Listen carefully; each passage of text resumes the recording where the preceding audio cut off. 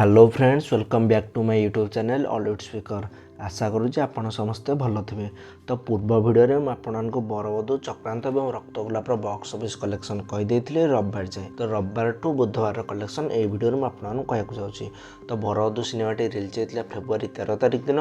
तो रविवार दिन माने मार्च 1 तारिख दिन बरबधूटी ओडिशा इनकम करथिला 12 लाख टंका। आमर प्रेडिक्शन टू भी अधिक इनकम करथिला, जोटा गोटे भल कथा। से भली सोमवार दिन इनकम करथिला 5,60,000 टंका, मंगलवार दिन इनकम करथिला 5,14,000 टंका। तास बुधवार दिन माने मार्च 4 तारिख माने आज इनकम कर 4,92,000 टंका। यह बरबधूर टोटाल 20 दिन ओडिशा नेट कलेक्शन है 1,20,96,96,000 टंका, जार ग्रॉस कलेक्शन है 1,39,00,000 टंका। तो बरबधू सिनेमाटी ओडिशा बाहर भी रिलीज होती, किंतु ओडिशा बाहर केते टंका इनकम करछि तार कौनसी भी ऑफिशियल अपडेट नहीं।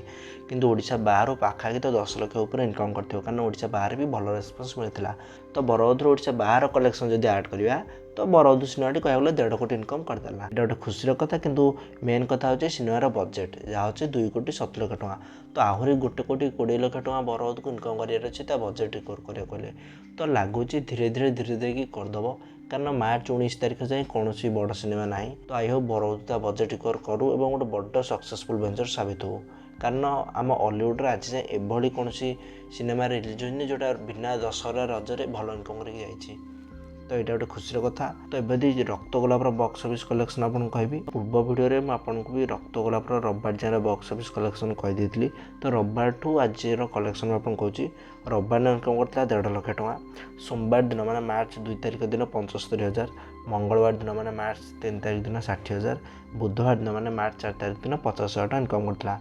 या सह रक्तगोलापर ओडिशा नेट कलेक्शन 59,62,000 टंका, jar Odisha gross collection 69 lakh टंका होची। तो रक्तगोलाप 20 दिन 69 लाख टंका इनकम कर सारानी, तार बजेट 1 कोटी टंका। तो रक्तगोलाप ता बजेट तो रिकवर कर लगुनि। तो रक्तगोलापटी कहले बॉक्स ऑफिस गोटे फ्लॉप होगा। तो फ्रेंड्स एवं आपको चक्रांत सिनेमा बॉक्स ऑफिस कलेक्शन कहबी। तो चक्रांत सिनेमाटी रविवार दिन इनकम करता 4 लाख, सोमवार माने मार्च 2 तारिख दिन 2,22,000, मंगलवार दिन माने मार्च 3 तारिख दिन 1,80,000, बुधवार दिन माने मार्च 4 तारिख मैंने आज 1,60,000 टका इनकम कर। चक्रांतर all over Odisha net collection होची 14,62,000, तार ग्रॉस कलेक्शन होची 16,50,000 टका। चक्रांत 6 दिन 16,50,000 टका इनकम कर सारानी।